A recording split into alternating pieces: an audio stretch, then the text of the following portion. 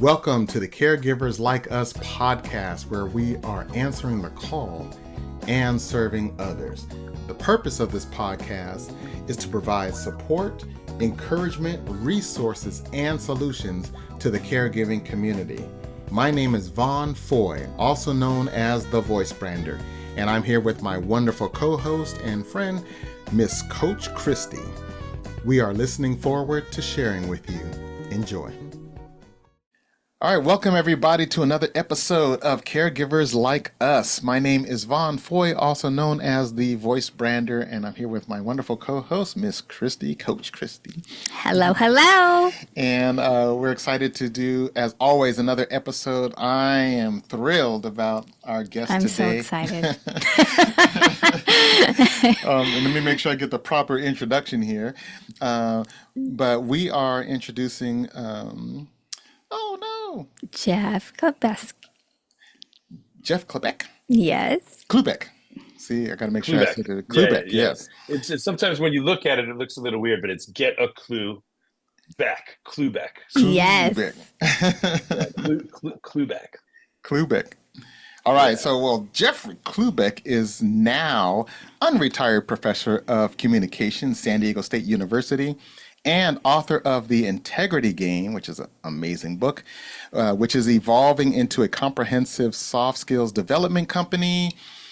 And as a world-class coach, Jeffrey has worked with entrepreneurs and high-performance teams in 14 countries across 4 continents. He is also the founder of Get A Klu, Inc., which serves small micro businesses and solopreneurs with productivity and accountability frameworks. Klubeck is also author of Get A Klu in 52 Soft Skills book series, which is also super fun. I can't wait to read that. This is good stuff. I got all of them. There's 4 of them, yeah. Yep. Can't wait. I have all 4. They're good stuff. As a speaker, he is fast-paced, humor-laced, and a little bit in your face, always challenging audiences to look within. Please. I like you already. You're my kind of guy. Welcome. Welcome, Jeff. No. Wow, this is so much fun already, you guys. It's like, it's not my first podcast, but I could tell it's going to be a lot of fun. It's super conversational, very intimate. Thank you for sharing those kind words, and let's have some fun. Yeah, absolutely. Well, having you on here, I want to share with the caregiving audience that, Jeff has caregiving for both of his parents that actually had passed 3 weeks apart during kind of the pre-vax COVID time. Mm-hmm. And man, when we were reading that, we're like, wow. So we know that there's going to be a lot of story and a lot of things that you can share with our audience for those that have been in it for a long time or are just coming into it. So Jeff, tell us a little bit about, your answering the call. Like, what was the beginning of your caregiving journey? How did that start with your parents? Yeah, well, first of all, thank you for having me. Beyond that, thank you for having each other. Yeah. And for all of the people that you've got. You've got the backs of all of these people that are going through this journey. So before we talk about me and what my story is, I just want to give proper acknowledgement. You just because you could pronounce caregiver doesn't mean you understand what it's all about. And thank you. Caregiving is very much like, just to be funny right away, it's very much like sex or parenting, in that people can tell you all about it, but you're never really going to know how it is until you experience it. That's right. So I just thanks for laughing with me on that. But I just wanted to give credit where credit is due. And you guys are doing the heavy lifting to be advocates. The way that you bond with each other, the way that you've created the space, and this isn't your first rodeo. You've been doing it for several years. So before I answer any of your questions or mention any of my journey, I want to acknowledge yours and thank you so much for having me. Thank you, Sam. That's one. And then where did my caregiving journey begin? Well, here we go. I got plenty of tissues in case we get emotional, but it started way before I had to give any care at all. Like, I'm one of these guys that knew it was going to be up to me. And my brother's not listening to podcasts, so he's not going to hear this. But even if he was, Dave, I love you, my brother. Right. But when you talk about a continuum of mental disease, right? Where, a Yeah. continuum where you got 100% of one thing on one side and 100% of its opposite on the other side, and totally at ease in the middle, right? Neither, anyway, you Right. got two ends, right? So on one end of the mental disease, not disease, but dis-ease, you guys understand Right. what I'm saying. I do. Yes. On one end of that continuum, you've got the neurotic. Now, the neurotic, you may know a neurotic, you may be a neurotic, but the neurotic at the far end of the continuum, and nobody's ever at 100% at the far end. You're just either to the left or the right of zero, right? But the neurotic takes too much responsibility for everything, diseased by the amount of responsibility they've taken for everything. Right. The other end of the continuum is where my brother lives, right? And that's the character disorder. Good heart, harmless enough, but simply doesn't take enough responsibility for anything, right? And so I'm on the neurotic side, my brother's on the character disorder side, right? So it didn't take long to figure that out, right? Growing up, I saw when I was 14 years old and my parents wanted to give me a birthday gift for my 14th birthday. My mom wanted me to get off the one phone line that was in the house. You guys remember when the phone was stuck to the wall and you got the cord 20 feet to pull it into the living room? Well, anyway, there'd be times where I'd be on the phone. I'm 14 years old. I'm a social guy, right? And I didn't even realize all of this, but my mom helped me see who I was over the years. But I'd be on the phone and I'd look over and there's mom sitting there like, I want my phone back. Yeah. Well, and the funny thing is too, like if she was alive right now, I'd be like, Mom, you didn't even want the phone because you were just going to get on the phone and get on the phone with your mom for 2 hours. And my grandmother was going to waste 2 hours of your life. So you didn't even want that, but you were just doing it out of habit and pattern rather than 2 hours of personal professional growth that you could have been making your life better. And never mind.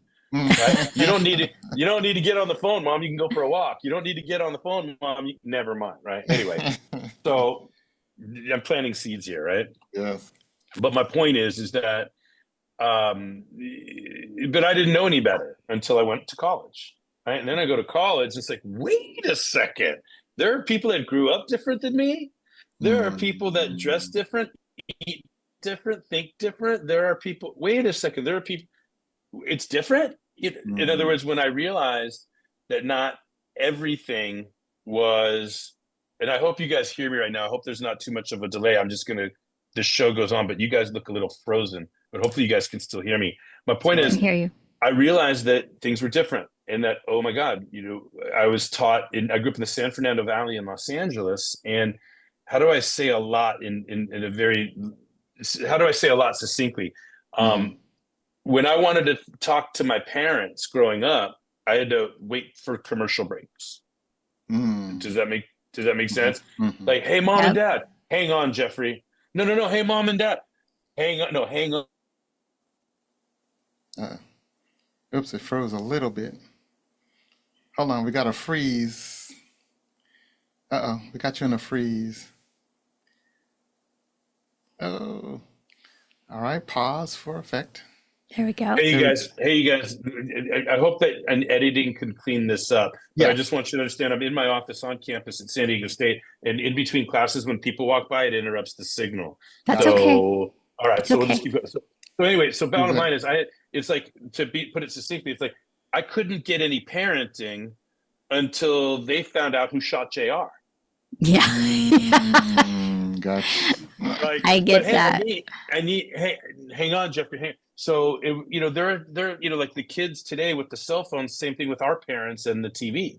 The TV was the thing that changed their lives. So they didn't know any better. But watching TV is what you did, and that was it. They didn't have any other ambitions other than to get done working and go home and watch TV, and that's what the conversations were, especially in Hollywood or San Fernando Valley, and everything's about pop culture, etc. Well, I come away to college and I learned, wait a second. There's people that aren't necessarily watching TV all the time, or if they're watching TV, maybe different programs, or there's people that exercise, there's people that eat healthy, there's people that live differently than how my mom and dad live. Sure. Right? Sure. And so that was an awakening for me. And I realized, right? That's where it started for me, is at some point I'm the one that went away to college. I'm the one that's getting educated. So now this is a challenge in my life is going, hey, mom and dad. And then it was just years and decades, literally, of, are you trying to run our life, Jeffrey? Are you trying to run our life, Jeffrey? So my parents were so ashamed of what they weren't doing for themselves that they couldn't even have a conversation about it, right? So in other words, my parents were comfort zone people, and they were like, I put it this way, like they were snipers on top of each other's White House, that if anybody came close enough to say, why are you doing this? Why aren't you doing that? How is this working for you? What are your plans for? They immediately would interrupt the conversation and shoot anybody down that came close to challenging the lifestyle. So my mom conditioned my dad to be 100% caregiver for her, and basically my dad wasn't going to have a life except for doing everything my mom wanted to do, protecting her at all costs, protecting their comfort zone, etc. And there's something cool about that, right? Right on. That's the choice they made. One choice I would make, right? Like, my wife and I were pushing each other to be better. Do you know what I'm saying? But my parents decided to, hang out in their complacency and their comfort zone. It was romantic. They spent 54 years together, and they only spent 3 weeks apart. But by the time, we'll get to like my coping mechanisms and the silver linings and all the ways that I made peace with it. But to your question, when did my caregiving journey start? It started when we got a phone line in the house, right, for my birthday, because I was tying up my mom's phone and she wanted to get me my own line. But she says, but you have to share with your brother, and we'll pay for the expenses to get the phone line established, but you're going to have to pay the bill, and you're going to have to share the phone with your brother, and you guys pay the bill and blah, blah, blah. And so I remember one time I gave my money to my brother to pay the phone bill, and then our phone gets shut off. I'm like, what's going on? I'm like, hey, Dave, what happened? What'd you do with the money? And, it was violent. You know what I'm saying? Like, it was aggressive. Screw you. What are you talking about? I'm like, hang on, stop yelling at me. I'm just asking you why our phone doesn't work. This doesn't have to be a drama, but some accountability is always going to feel like an attack when people aren't ready to be accountable for their own. So he didn't just say right up front, hey, Jeff, I spent the money on video games. I took the money, instead of the phone bill, I went to the video games and I played Donkey Kong for 4 hours, impressing my friends. And it's like, well, ultimately, I had to fight for my life, because when he was so frustrated because he didn't want to tell the truth because he was ashamed of the truth, because the truth was irresponsible and character disorder evidence, right? Evidence of character disorder. Now, here's my birthday present that I had to share with my older brother, that I'm being responsible and he screws it up, right? And now I can't go to mom and dad because I got to wait to find out who shot JR, and I got to handle it myself. And my brother was older than me, so he'd want to beat me up. He'd rather beat me up than admit that he screwed up. Right. Wow. And so now I'm 14 years old. So basically this first time I stood up to my brother, and I'm going to, I don't know if I'm lying, but I kicked his ass. Now do you want to, it's like, let me out of the headlock. Tell me what you did with the money. Let me out of the headlock. What did you do with the money? Why is the phone shut off? So now I'm fighting for my life, but I'm being responsible. I'm trying to, there's a lot there. That's a traumatic childhood story, kind of, right? But there's some good stuff there. I stood up to my brother and I found my legs. But when did I know that I was going to be a caregiver? Probably around 13 or 14. Right. And there's more there, but you understand, right? So the joke now, my wife is like, how did you get out? Are you sure you grew up in the same house? Right. My brother, I love him to death. You understand? I literally love him to death. But he, the truth is he currently lives with his ex-mother-in-law. Do you understand? Right? So you can imagine how much irresponsibility leads you to that situation. One of the reasons he's divorced is because when he got married, the mother-in-law lived with them. He was second-class citizen in his own home. He got emasculated by the wife and the mother-in-law, and now divorced. And all these years later, now he's living with the reason that he got divorced. And I don't get it. I just don't understand it. Wow. Right? But he was living with my parents at the time they passed, but his head was in the sand. He would go into the garage and smoke cigars and lose himself in the internet. And on the other side of the door, from the garage to the house, my parents were dying. So I don't know. Anyway, I knew at a young age that it was all going to be on me.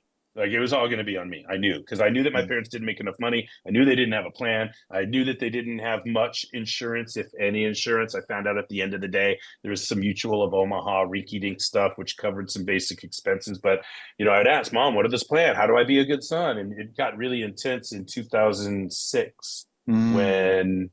when my dad had a heart attack and quadruple bypass surgery, and Wow. my mom was into such shock, like the reality of their life was right there. She had no idea what her existence would be, whatever. She, like, if the Kleenex was over there 1 foot away, she would yell to my dad from the other room to get up and go and get her a Kleenex rather than go get it herself. That's the type of conditioning that had gone on, right? Hey, my Gotcha. dad's choice. That's what he wanted to do. Right, You guys, right. whatever.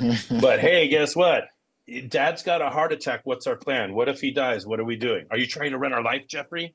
Whoa, no, no, no, no. Mm. How about I just want to be the best son I can be? Can we knock on that door for 200, Bob?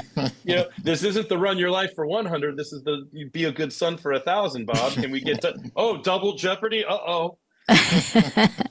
Right. And so I wish to God it would have been just like, "Hey, Jeffrey, we've been irresponsible all of our lives. We don't have a plan. We don't have a lot of money. Since you've learned a lot about how to be a mature, productive adult in this world since moving out of our house, will you help us?" Never, never Mm. once. Right. So there's Mm. pride and there's foolish pride.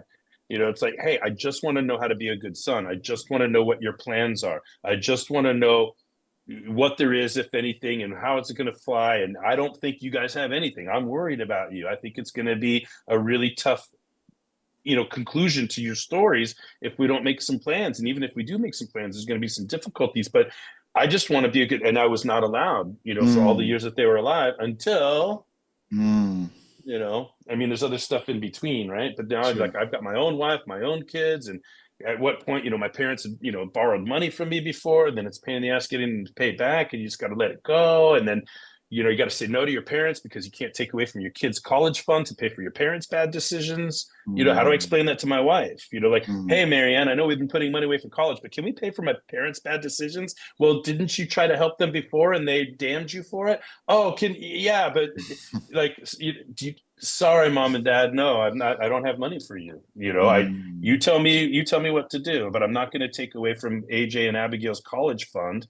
I'm not going to steal from my wife and kids to finance your bad decisions. If you want to sit with me and let's make a decision together, let's make a decision based on what we've got. But you don't want to make healthy, productive decisions. You just want to do what you want to do, and then you want to play victim or cry poor or whatever it is. And so that's not a way to live. So I had to live at arm's length from my parents until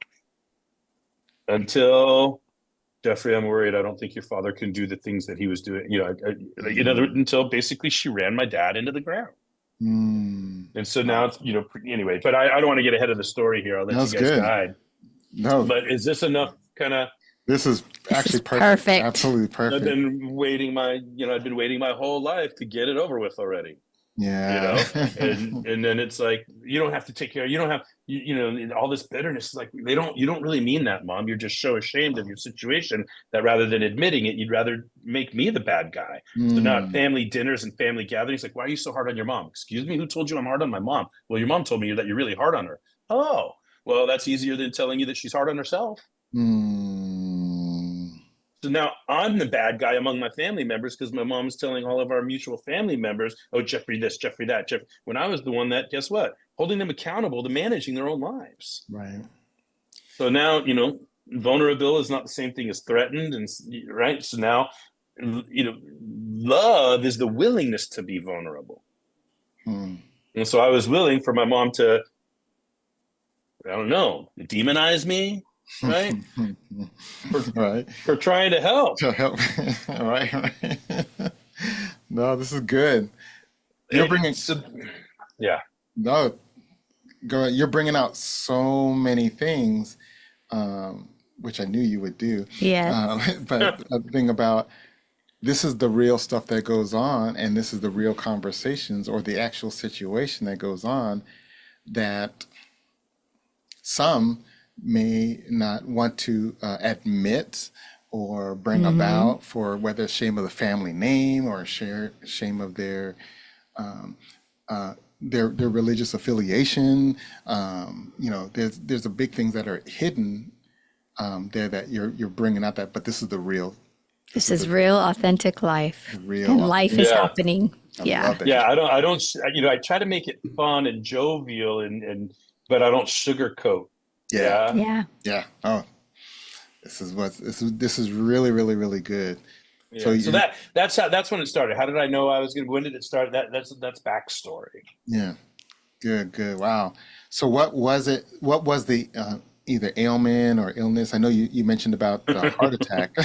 How much time do you got? I mean, my mom, I believe psychosomatically. I don't have proof, but it Mm-hmm. was amazing how within 6 months of my dad's heart attack and the quadruple bypass surgery and that like paralysis level shock that my mom went into and fear. My mom's fuel of choice was fear anyway, right? Because Mm. like her parents were depression era. Like, Yep. oh, Shelly, don't. Oh, plus, women's rights hadn't been established yet, and she had two older brothers. So Shelly, stay away from the boys. Shelly, don't. Shelly, Shelly, Shelly. Mm. Everything like my grandma's fear, fear, fear. I remember when I went away to college and I called my grandma. I wanted to have my own. Hey, grandma. Oh, Jeffrey, this must be costing an arm and a leg. Let's get off the phone. I'm like, I I haven't even said I love you yet. I'm calling to say I love you. Oh, Mm. this must. Everything was fear. You understand? Mm. So I knew that my mom's emotion of choice was fear, fear, fear, fear, fear. I could show up on her birthday with a birthday cake, and instead of saying, "Oh, Jeffrey, how sweet, thank you," she's going to be like, "Are you trying to get me fat? What's in that cake? Who said I wanted cake?" Because she's addicted to fear and has to perceive everything in life in a way that gives her the hit that she needs of the emotions that she's addicted to. Right? Mm. So It's good stuff. yeah. Anyway, so I mean, I was going somewhere with all of that, but the idea is, um, Kind of the psycho into the physical after the heart attack, and just um, what was the ailment? Are you kidding? Well, first of all, addiction to fear is a pretty good ailment, right? But then Yes. fast forward after the heart attack, fear got her so much, right, that I believe it was amazing. She was all of a sudden diagnosed with Parkinson's disease, and wow. so now we don't know, like, now I was always suspicious, right? Mm. In other words, because like now she had to be more sick and she had to be more needy. She couldn't Mm. step up and be my dad's caregiver. Like, no, Mm. this isn't the script. My Mm. husband does everything for me. Wow. My mom had no capacity, no ability whatsoever to imagine that she needed to step up and care for him. So Wow. she immediately got Parkinson's, and now she needed, it wasn't long before she was being wheeled around in a wheelchair. And I'm like, Mom, you can walk. Oh no, I can't. It hurts too much. And her, like, you got to exercise. You got to do physical therapy. Are you trying to run our life? Oh, God. Right. Wow. That's a wow. So, but I have Parkinson's. I'm like, Mom, I'm an educated man and I could research Parkinson's. And if I research it and I read the books and I talk to the doctors, I'm going to call bullshit on your bullshit. So Mm. why don't we there's nothing on the planet that's stopping you from eating right. There's nothing in the planet that's stopping you from drinking water. There's nothing on the planet that's stopping you from walking 10 steps today and 11 tomorrow. There's nothing stopping you. You're Mm. just using this as an excuse to lay in bed and have the world come and serve you. Well, congrats. You got a great man. And Dad, I love you, man. You're more of a man than I'll ever be. And your loyalty and your dedication to Mommy, whatever your vows were, right on. I'm choosing a different path, Mm. right? So Parkinson's, but Wow. it's a diet and emotional addiction and laziness and fatigue and fear and etc. And then on my dad's side, the heart attack and then the COPD, and then that's the other thing too. You're coming out of a heart attack, Dad, quadruple bypass surgery. Like, no, don't move to Las Vegas. That's going to be about. Oh, we can't afford to move to San Diego. How do you know that? Oh, we can't. Have we sat down and talked about it? Oh, we can't Mm. afford it. Can we sit down together and can we look at what's your situation now? Let's look. They didn't even give me a shot to move them down to San Diego where I could care for them more readily. They were Mm. committed to moving to Vegas. Why? Because they wanted to be near my brother's kids. Why? Right? My brother was divorced and they did on and on. Anyway, Mm. so they were thinking, oh, if we move to Vegas, David will take care of my brother. David will take care of us, or the grandkids will take care of us, or David's ex-wife will take care of us. Jeffrey's not going to take care of me. Jeffrey's just going to hold me accountable to making better decisions. He's not going to do what I tell him to do. Mm. Are you with me? And This is good. as hard as I tried to get them to come to San Diego, Wow. right? We can't afford San Diego. No, you believe you can't, but even if you lived with us, you couldn't. Even if we got a little apartment, you couldn't. Even if we did, right? And I told him, hey, look, you're going to go to Vegas just because you're making a decision to go to Vegas. First of all, it's gambling and smoke and casinos and crap and weather and heat, and I don't see it working out very good for you guys in Vegas, right? And sure enough, I go visit them in Vegas, and I catch my dad smoking cigarettes at the Wow. casino after quadruple bypass surgery. Like, Wow. my mom's like, if he ever smokes again, I'm gonna leave him. I'm like, you're out of your mind. You're not gonna leave him. No, if he smokes again, I'm gonna leave him. Well, guess what, Mom? I saw him smoking again. Go ahead and leave him. Well, I can't smell it because of the Parkinson's. Oh, wow. Wow. So, like they tempted me so many times to be like, hey, just call me when it's over. But they called me before it was over so that I could ultimately, finally, and of course, she fought me every step of the way because their worlds get small and they need significance, they need attention, so they do all kinds of crazy screwed up stuff just to get attention. And it's like, look, I got and it was pre-vax COVID. I thought I was gonna die taking care of my parents. Like, what? Now I got to come to Vegas and the masks and the caregivers coming, and my brother was driving a cab and coming home every day wanting to give me a hug. It's like, dude, will you go take a shower Wow. before you give me a hug? Like, you live here in the house, Right. and I'm away from my wife and kids and the dogs, and I'm exposing myself to whatever, and nobody was lifting a finger for themselves. Wow. Nobody was doing anything for themselves. Wow. Right? So we can get into the logistics of, all right, Dad, what are your benefits? Mom, what are your benefits? Dad, you're with the VA. Mom, you're with Medicaid. Okay, let me get on the phone. Let me call and let me find out what benefits you guys have that you haven't lifted a finger because you can't stop watching TV. So you can't call a 1-800 number and sit on hold and ask the right questions and get guided to the right spot to unlock benefits. But it was running out of time. Wow. And now it's like, all right, now let's sit down at the table, all four of us together, and instead of Mom talking to me and then going and talking to Dad, or Mom talking to me and then going and talking to Dave, because I have a master's in communication and I teach communication. I'm in my 23rd year of teaching, communication courses to college students, right? Right. Adjunct professor. So it's like I would see what's going on, based on, right? You like, read it. Yeah. Hey, we're all sitting down at the same place. So we're all all at the table together. My daughter actually came with me one time and I had her there as witness. 14 years old 17 now. She's like 13. I want to say 12 going on 13 at the time. But my daughter's really smart. Really, really, really good. Yeah. But I mean, that was some reality that she saw.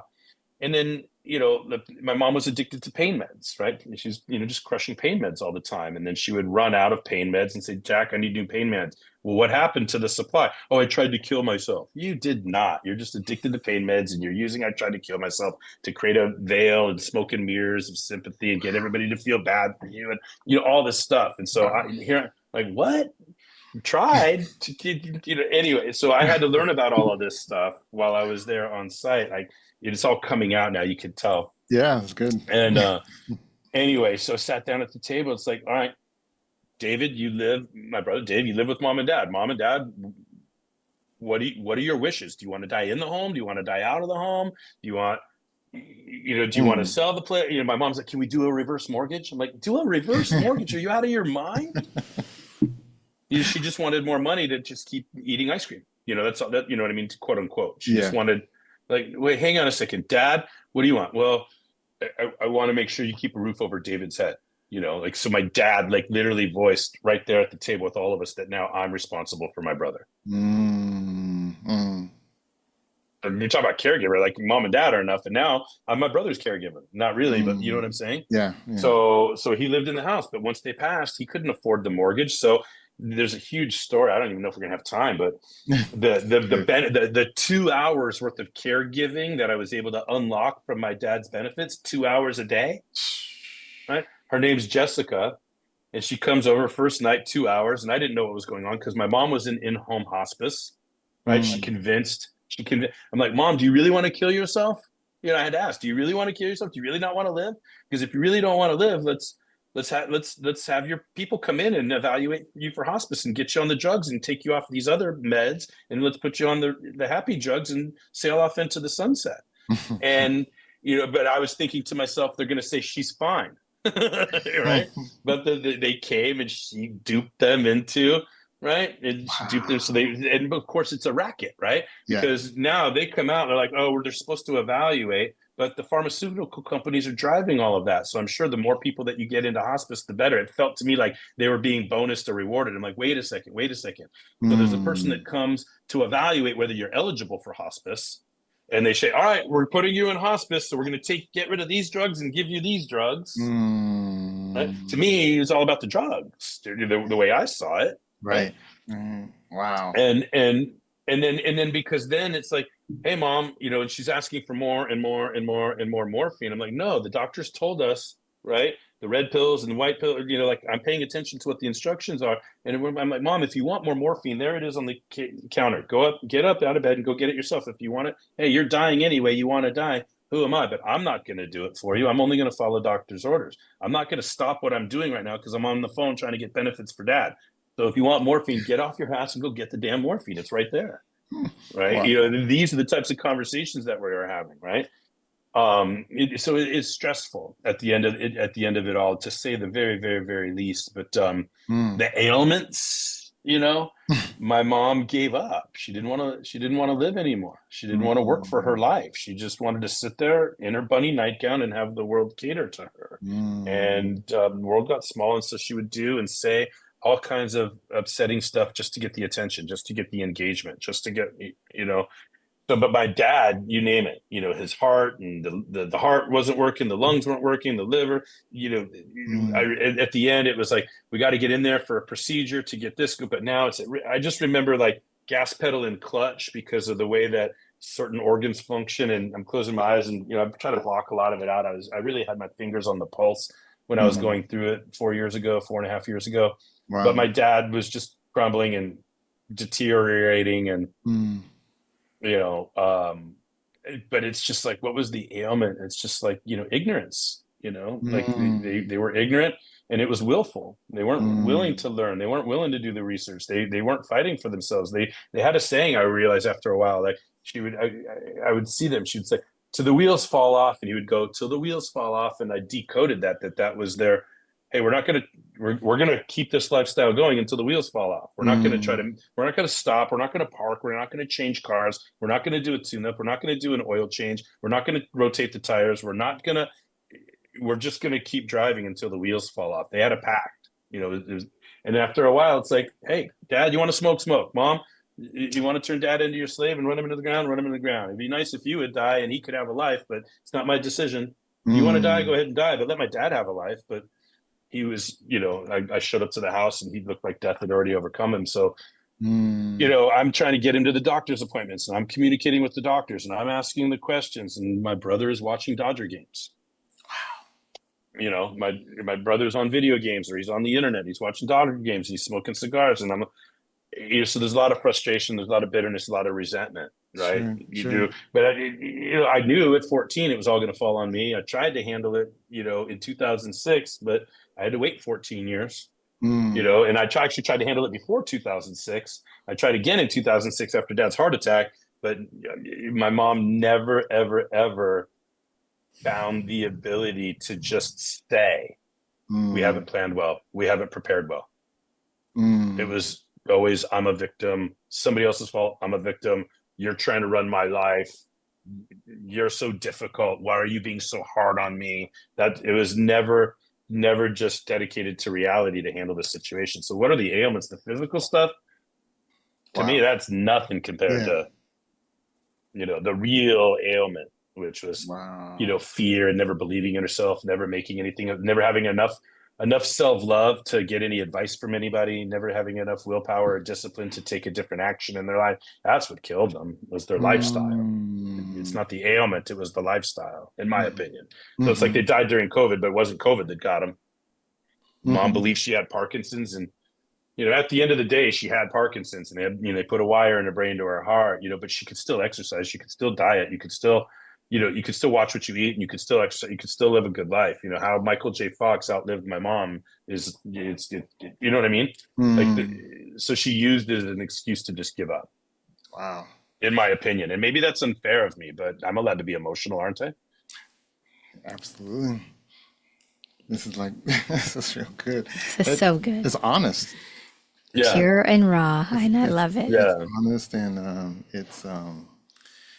it's, but a lot, and one of the things that come while you're sharing is that, like I asked the question if it was an ailment, and there's probably thousands of others that are listening that it's like, no, that's, yeah, my mom wouldn't do anything. There's some things I can relate to that my mom, wouldn't do, or wouldn't, maybe had the capacity but chose not to, or was comfortable in the fear, or comfortable in the Yeah. catered to, or no, I can't. Yes, you can. Oh, yeah. Yeah. She kept saying, I can't. And then she convinced my brother and my dad. Be like, hey, what's up? She can't.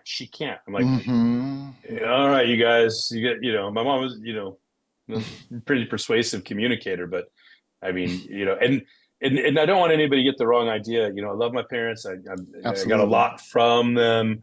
There was a lot of love in our home. It's just that when it came time for me to be an adult and be responsible for myself, that I saw what was possible, and it had me looking back on my upbringing a little differently. And my mom could never handle that. My mom could never just say, Jeff, our job in life is to give you a better life. Yeah, we made some mistakes and we screwed some things up. She never admit that. Everything was over. She never took responsibility for herself.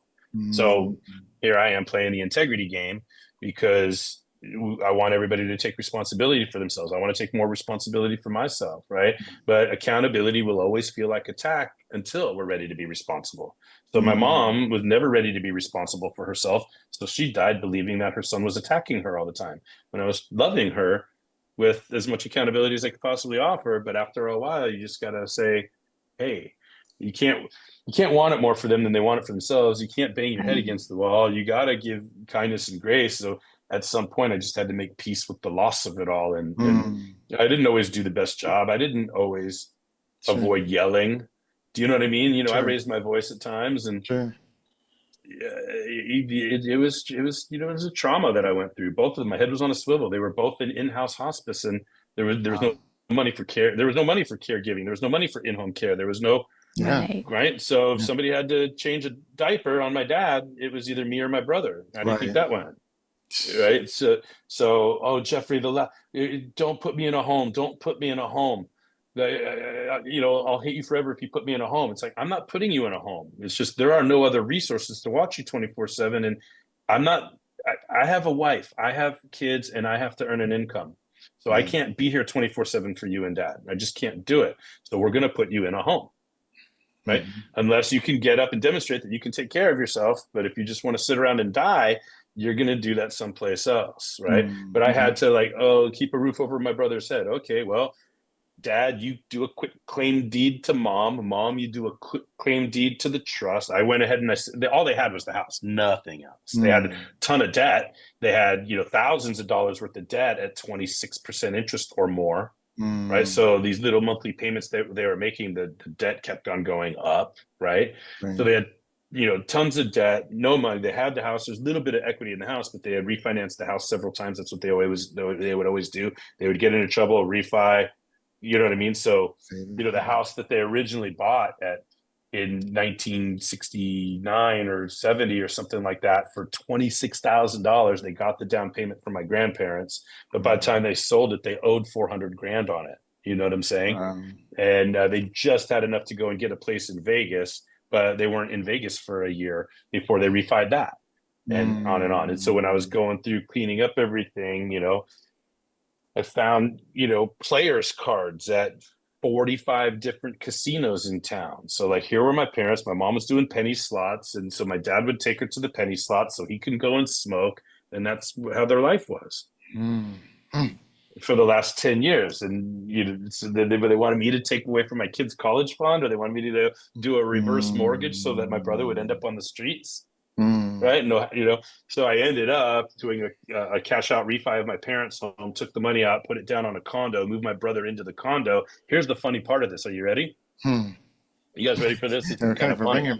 I, oh, it's nuts. Well, I've unlocked 2 hours worth of caregiving. So my dad, I had to get him to the emergency room one day. The doctors called. They said, "Hey, we got the results back. Your dad needs to get back into the hospital right away." Okay. So I get him to the hospital. Little did I realize that once we stepped through the door, I was, you know what I mean? Like I Mm. wheel him into the hospital and I'm like, okay, get into the room. I'm like, hey, I got to go to charge my phone, right? To Mm. call everybody, let everybody know. So I go out to charge my phone and go back in. You can't get in. I'm like, no, no, no. They told me, they gave me the pass. They sent everything like, sorry, no, you can't get back in. So now I didn't know if I was ever going to see my dad again, Wow. right?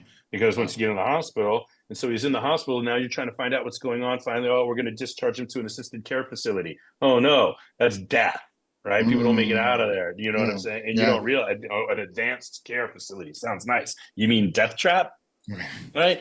And now there's no doctors on site. The doctors have to come in and visit. You follow? And Right. so, on the phone, trying to get an update. Hey, update me, update nothing. And then you got to only visit through the window. And you know what I'm saying? And all the trauma of that. Right. But the funny part was, finally it was like, your dad's not doing the exercises. Your dad's not doing what he's supposed to do. And so we have to discharge him and discharge him into hospice. And I'm like, oh God. Well, mom fooled the hospice people, and then the nurses, when they would come by to take care of my mom, they would say, "Hey, Jeff, is your mom supposed to be in hospice?" I'm like, "I don't know. I thought she was fine, but the people came and did the evaluation, and they put her in hospice." And so, they did she would grab the hand and feel her grip and ask her questions and get the answers. Mm-hmm. And she would Mm-hmm. come and say, like, "Your mom's fine. Your mom doesn't need to be in hospice. You're only supposed to be in hospice if you're going to die within 6 months." Is Right. reasonably. I'm like, hey, I don't make the decisions. They put her in hospice. Well, your mom's doing a lot better than she's like, if I was doing the evaluation, no, she's not ready for hospice, but whatever it is, just write it out, write it out. Okay, whatever. So now my mom's in hospice, but she was Wow. quote unquote fine.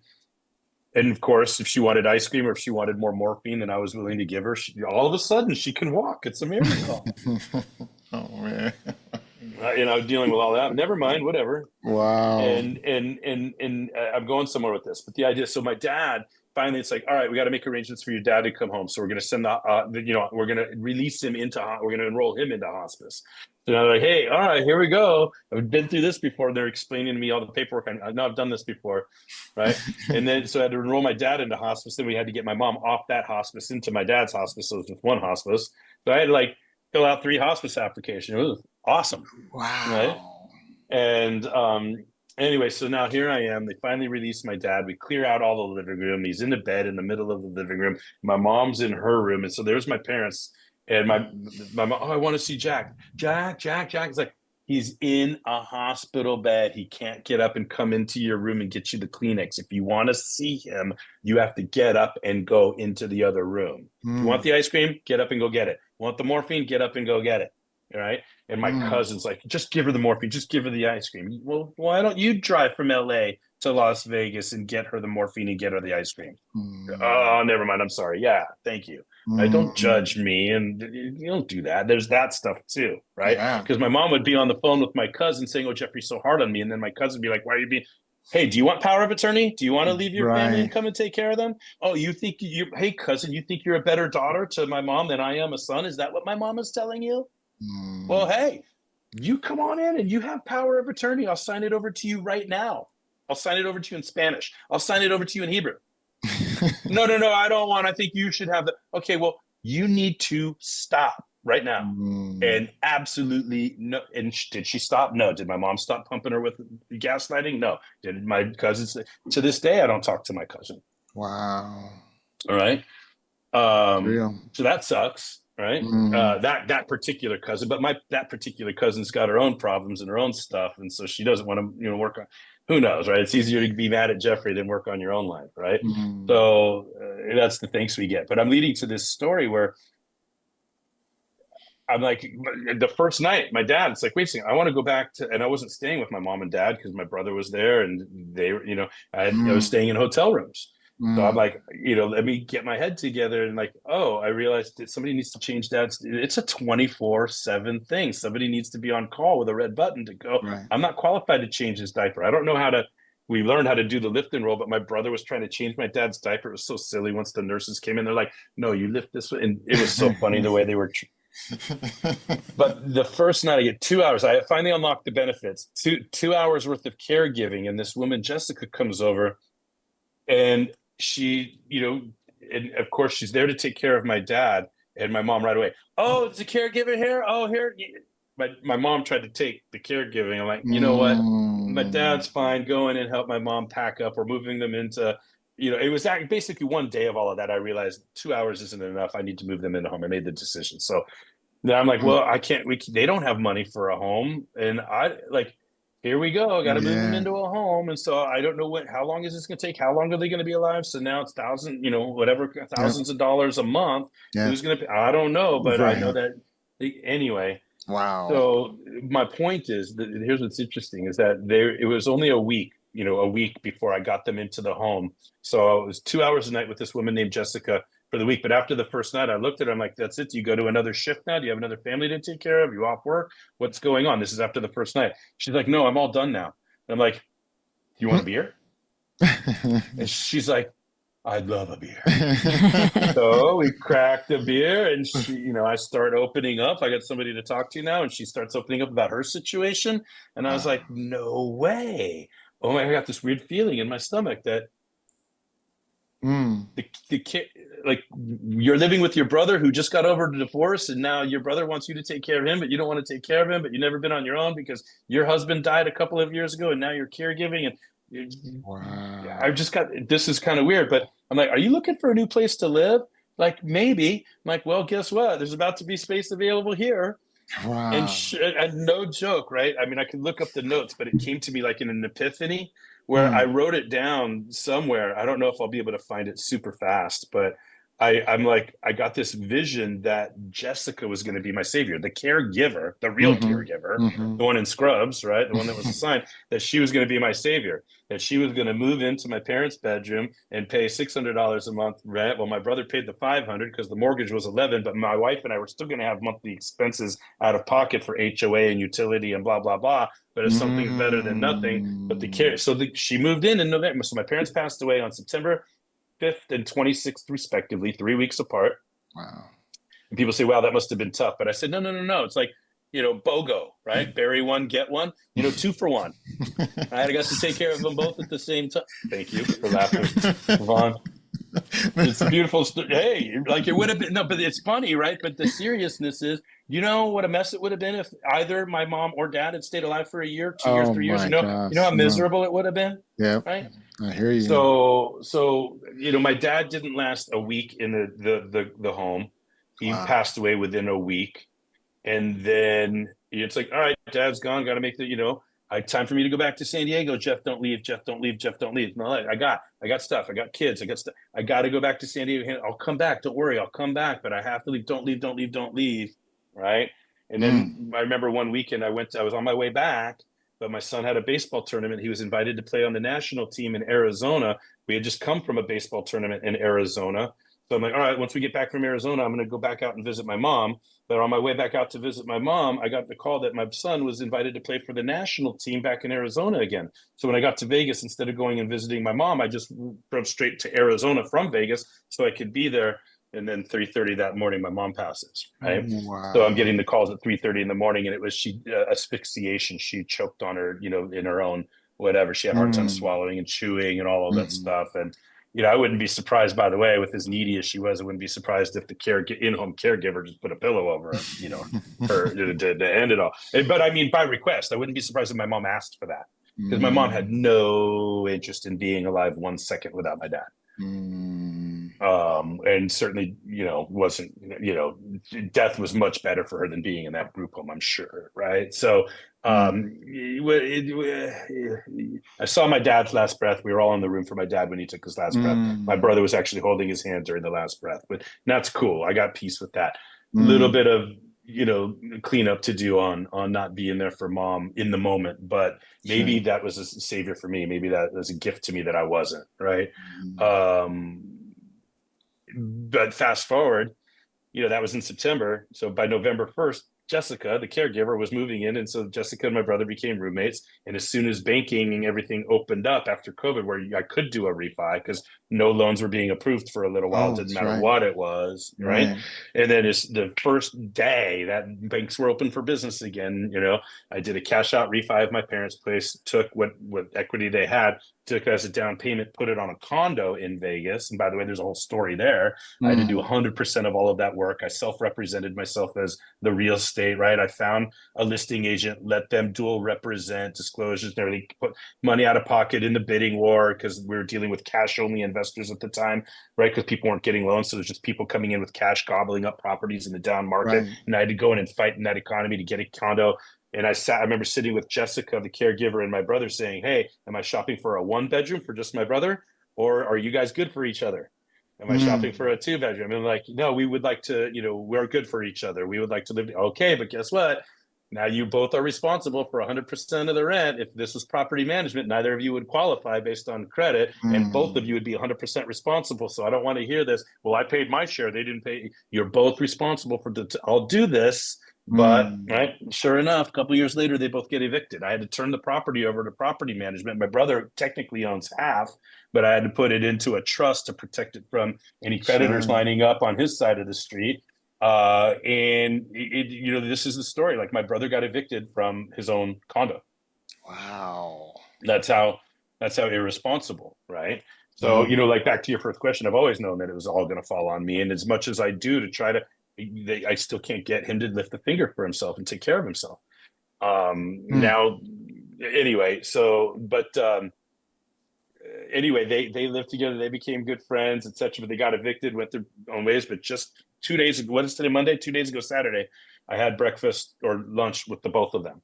Right. So she's a caregiver and she's on her way to Texas, and my brother's living with his ex-mother-in-law. And anyway, for a while there, the caregiver kind of saved my life, but like at least in terms of like somebody else is going to take care of my brother, somebody else is there to watch my brother on a day-to-day basis. But it's a whole never-ending story. But Wow. yeah, that's a Wow. lot, man. Yeah. Wow. I don't know. I mean, you don't have to ask the question. Just put a quarter in my ear, twist my arm, and I start rolling. Wow. Well, Such an incredible story. Yeah, I mean, there's so many other mini stories, but Yeah. We're definitely gonna have to have when another it comes to episode. Yeah. maybe when we'll talk next time, we'll talk about the integrity game, because the integrity game wasn't a book. I wrote it in mourning, the loss of my parents. It was just it started off as it was just a dialogue inside my coaches training. So when I'm training other coaches on how to coach, the integrity game was just the dialogue that I gave, to a 3-step dialogue. When somebody commits to something and they come back to the next session having not done it, what do we as coaches do? Well, we have to follow step 1, step 2, step 3. It's called the integrity game. That's what I used to call this little dialogue. But then I was invited to do a keynote for the Specialty Advertising Association of California during COVID. I did it down the street from my parents' house in a hotel room. I never forget. I started off like, hey, I've done plenty of keynotes inside of hotels, but this is the first one I'm ever doing from a hotel room. Welcome to the new normal, everybody. Right. And I recorded the integrity game keynote and sent it off to them, and they played it on the 5th day of their conference, right? Oh, wow. That was a trip. But in doing it, I created a 10-point model that I called the integrity. So it evolved from a little dialogue, a 3-step dialogue, to a 10-point model for a keynote for the specialty. And once I saw that, I'm like, wait, I can write a book. I just put an intro on the front and a conclusion on the back and the 10 points in the chapter 3. And so I started working on the integrity game, and it's part of my therapy. And I decided that I was going to have characters in here that were going to be based on my kids. Like, what if I get hit by a bus tomorrow? Yeah. Right. So this is a legacy piece, but it's also personal, professional, and maybe we'll talk more about the integrity game. Absolutely, and I'd love to have it in our resource page as well. Yeah. Well, the reason I say that is because it's a parable, right? Check this out. It's like motivation plus accountability. You can see the baseball cover, right? So there's a season ticket holder that's at the stadium to watch his son, the rookie, who just made the big club. They're like, oh, my son made it to the big league, so I'm going to get season tickets so I can watch my son all season long. And it's the bottom of the 9th inning, and the home team's down by a run, and the rookie comes up, and just like during Little League, there's a part where I start to cry, like, come on, kid, you can do it, the way that I did all those years running in through Little League. Yeah. And then there's, a hot dog vendor. Oh, extra inning stuff. Oh man, can't this game end already? I have plans tonight. And like, so Papa Bear's like, hey, first of all, that rookie needs our support. Second of all, aren't you out of integrity working for the home team and not promoting the whole team? Oh, I'm working in baseball, that my boss sucks and this job sucks. And it sounds to me like no matter you're out of integrity no matter what. Right. And what does integrity have to do with anything? What does baseball have to do with anything? Oh, now you really put my buttons and say, hey, that's my kid down there. I got season tickets. I'll be here all year. If you want to learn what integrity and baseball really have to do with being a good person, having a good life, I'll be here all year. I'll tell you. Right. So then chapter 1 and chapter 2 and chapter 3 and chapter 4. So the season ticket holder takes the mentor mentee on the journey through the 10-point model. I can tell you by the end of the book, I'm not going to ruin it for you, but homie wasn't slinging hot dogs anymore. Right. Playing the integrity game. Now, what's interesting about that, you guys, is I'll tell this to you right now. And this is my idea, but the idea is this. And I've always had this idea of the caregiver. I have another book in my mind. So there's this woman that I've got in my head. Her name is Sandwich Jen. That's so great. Yeah, there's a woman. Her name is Sandwich Jen. She's got little kids that she's caring for, and her parents are failing, but she's a caregiver. Oh my God. And so she goes to the first assignment, 8 to 11. She works that for 3 hours. Then she takes the bus to go to the next assignment, 12 to 3, works that for 3 hours, takes the bus to get to her next assignment, right? 4 to 7 p.m., goes and stops and checks on her parents, and then gets home at 9 o'clock at night to finally care for her kids just enough to get a meal, go to sleep, and wake up and do it all over again. Wow. But the idea is these 3 shifts that she shows up at. When she shows up at these shifts, one is the cold, dark 5,000 square foot house that's got trophies on the wall, but not a picture of any kids anywhere, even though the dying person has 4 kids, but estranged from them all because money and fame and everything else was more important. So all the money in the world, but not a single sibling, not a single child there to take care of them. Then she goes to the next house and there's kids that are fighting and tearing each other. I'm the one that's here taking care of them. Well, I have a life. I live in New York. Yeah, but and all that shit, right? If I'm allowed to say that, the resentment. So you're choosing to take care of mom and dad. They have their own life. You don't have to do this. You could go be successful. You can go get a job. You can go build a career. You're choosing to take care of mom and dad. I'm the one that's coming in capable of making the decisions, and I can compartmentalize the emotion. And the caregiver is seeing these conversations go on. And then finally it gets to like the third piece where she gets, and then like there's 27 cousins and aunts and uncles surrounding the person dying, and they're all fighting over who can give them, right? So we see these 3 different stories, and we learn about what happens to the families, what happens to the siblings, the spouses, the aunts, the uncles, the cousins, whether people do prepare for their own passing or whether they don't. So actually the book is called The Caregiver, but I want to sell the concept to a financial advisor or an estate planning attorney so that we can get our shit in order so people can just be family members rather than caregivers.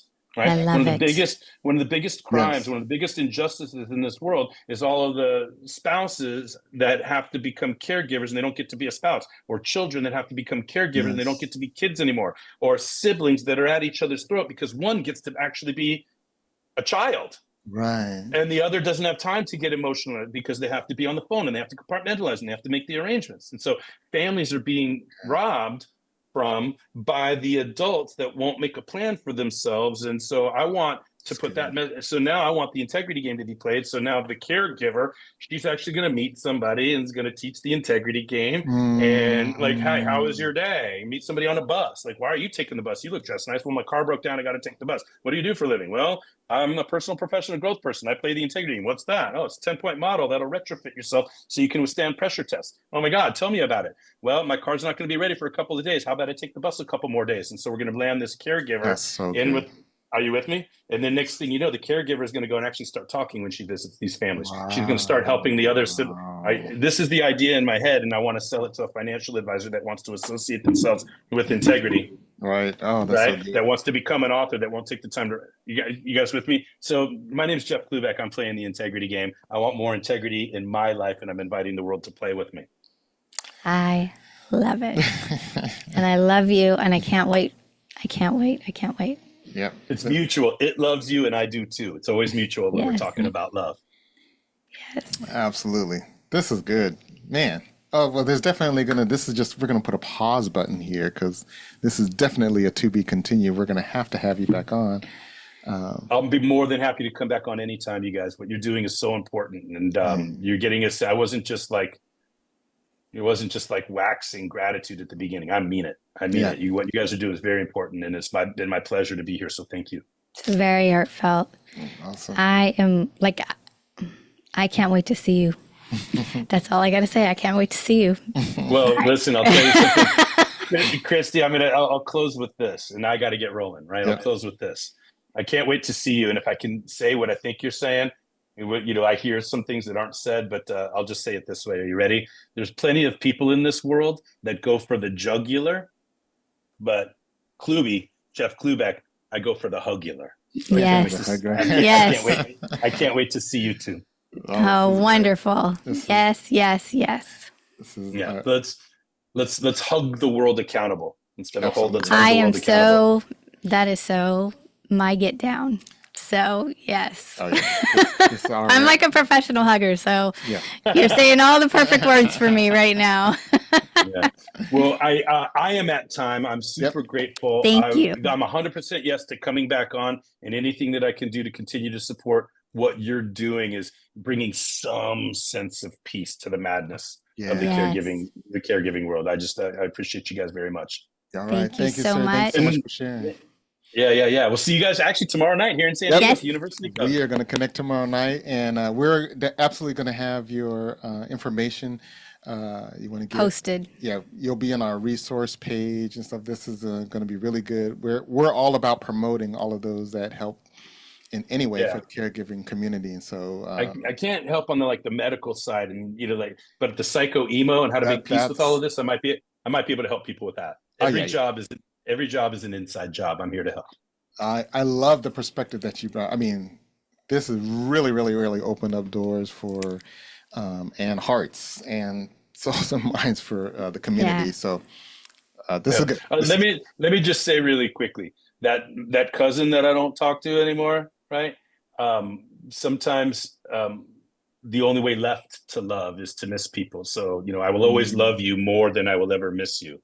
And let's just be clear. Let's be clear. I absolutely love my cousin. I absolutely miss my cousin. Yes. But sometimes the only way left to love is to let that distance make the heart grow fonder. So if my cousin ever hears this recording, he gets to know that I love her more than she'll ever know. Yep, absolutely. All right, beautiful. You guys. Well, thank you so much, Jeff. All right, we'll see you guys tomorrow night, and I can't wait. All right. Yes. Sounds good. Thank you, everybody, for listening and tuning in. And we will make sure that we get this out to you. Thanks so much for Jeff to being here. Here's Caregivers Like Us. And we're signing off until next time. Blessings, and fill your cup so you can serve from the saucer. Thank you. We want to hear your stories, your services, your resources, anything that you have. We want the main thing is to share this with other caregivers or those that have already finished their assignment of caregiving. We just constantly want to share the stories. Yeah, come share your stories. Yeah. We'd love to hear them.